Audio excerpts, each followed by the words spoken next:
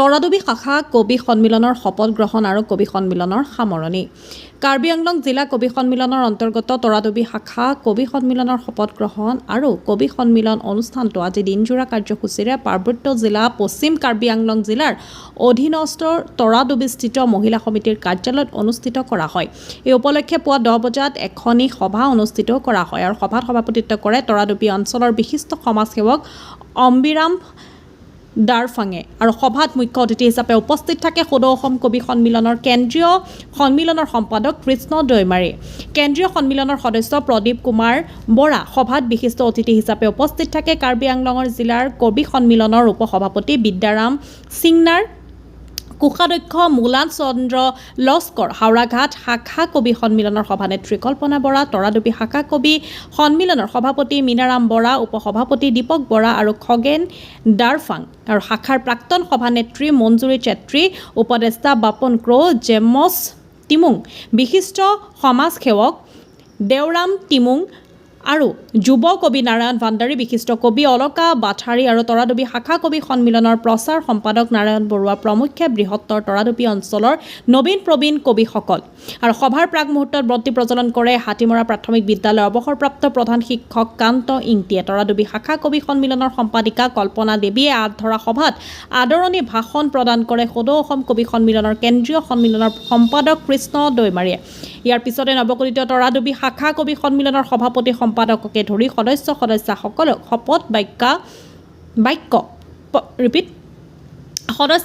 শপত বাক্য পাঠ কৰোৱাই সদৌ অসম কবি সন্মিলনৰ কেন্দ্ৰীয় সন্মিলনৰ সম্পাদক কৃষ্ণ দৈমাৰী। ইয়াৰ পিছতে সভাত উপস্থিত থকা মুখ্য অতিথিকে ধৰি বিশিষ্ট অতিথিসকলে তৰাদুবি শাখা কবি সন্মিলনৰ সংগঠনটোক কেনেকৈ আগুৱাই নিব পৰা যাব তাৰ সাংগঠনিক দিশৰ ওপৰত আলাপ আলোচনা কৰা হয়। ইয়াৰ পাছতে অনুষ্ঠিত কৰা কবি সন্মিলনত কবিতা পাঠ কৰা নবীন প্ৰবীণ কবিসকল ক্ৰমে দীপক বৰা, হেমন্ত লস্কৰ, পাঞ্চি লিম্বু, অলকা বাথাৰী, মঞ্জুৰী চেত্ৰী, বিশ্বজিৎ মেধি, অমৃতজ্যোতি মশ্ৰং, মীনাৰাম বৰা, কল্পনা দেৱী, কল্পনা বৰা, বাপন ক্ৰ, প্ৰদীপ কুমাৰ বৰা, নাৰায়ণ ভাণ্ডাৰী, জেমছ টিমুং, বিদ্যাৰাম সিংনাৰ, মনুমতী বসুমতাৰী, দীপলীলা দাৰফাং আৰু নিহাৰিকা দাৰফাং, কৃষ্ণ দৈমাৰী আৰু ৰেণুকাগিৰি আদি। পশ্চিম কাৰ্বি আংলঙৰ পৰা নাৰায়ণ বৰুৱাৰ ৰিপৰ্ট, নিভাজ অসম লাইভ। সকলো জ্যেষ্ঠসকল তথা বন্ধু বান্ধৱসকলৰ সহায় শপত পাঠ পূৰোৱা হৈ গ'ল। এতিয়া আছে 3 নম্বৰ কাৰ্যসূচী হৈছে কবি সন্মিলন আৰু কবি বন্ধুবৰসকলে কোনে কোনে কি কবিতা পাঠ কৰিব ইয়াৰ লিষ্টখন পালে। ৰূপালী জোনত হঠাৎ লাগিল এৰাব নোৱাৰা ধুমুলি পৰিব। শিয়ৰিল মোৰ মন,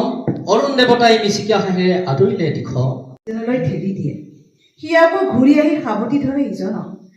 হৃদয়ৰ প্ৰতিটি স্পন্দনে কৈ যায় মোৰ জীৱনৰ ৰিক্তশিক্ততাৰে ভৰা অবিশ্ৰান্ত সংগ্ৰামৰ অযুত কথা। সমাজকৰ্মী ব্যক্তিবৃন্দ, আমি এতিয়া তৰাদুবিৰ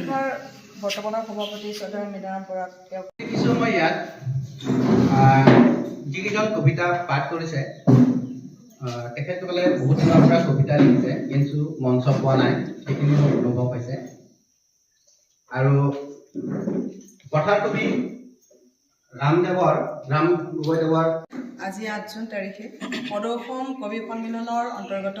কাৰ্বি আংলং জিলা কবি সন্মিলনৰ অন্তৰ্গত তৰাদুবি শাখা কবি সন্মিলনৰ যিখন কবি সন্মিলন বৈঠক হৈছিল, সেই বৈঠকত আজি নতুন সমিতিখনক শপত গ্ৰহণ কৰা হৈছিল আৰু দায়িত্ব অৰ্পণ কৰা হৈছিল। আৰু এই কবি সন্মিলন অনুষ্ঠানত সদৌ অসম কবি সন্মিলনৰ কেন্দ্ৰীয় সম্পাদক শ্ৰদ্ধাৰ কৃষ্ণ দৈমাৰীদেৱ উপস্থিত আছিল আৰু কাৰ্বি আংলং জিলা কবি সন্মিলনৰ উপসভাপতি শ্ৰদ্ধাৰ বিদ্যাৰাম সিংনাৰ ডাঙৰীয়া আৰু কাৰ্বি আংলং জিলা কবি সন্মিলনৰ কোষাধ্যক্ষ শ্ৰদ্ধাৰ মুলান চন্দ্ৰ লস্কৰ ডাঙৰীয়া, সদৌ অসম কবি সন্মিলনৰ পাৰখোৱা শাখা কবি সন্মিলনৰ সভানেত্ৰী কল্পনা বৰা ডাঙৰীয়ানী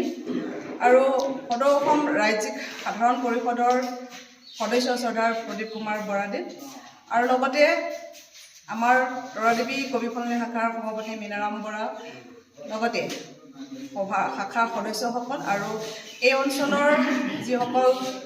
নতুন কবিসকল আজি এই অনুষ্ঠানত উপস্থিত আছিল আৰু এই কবি সন্মিলনী সভাখনত ন প্ৰতিভাৱান যিসকল কবি আছিল তেওঁলোকৰ নিজৰ স্বৰচিত কবিতা তাত পাঠ কৰিছে সঁচাকৈ ভাল লাগিছে তেওঁলোকে পূৰ্বৰ পৰাই কবিতা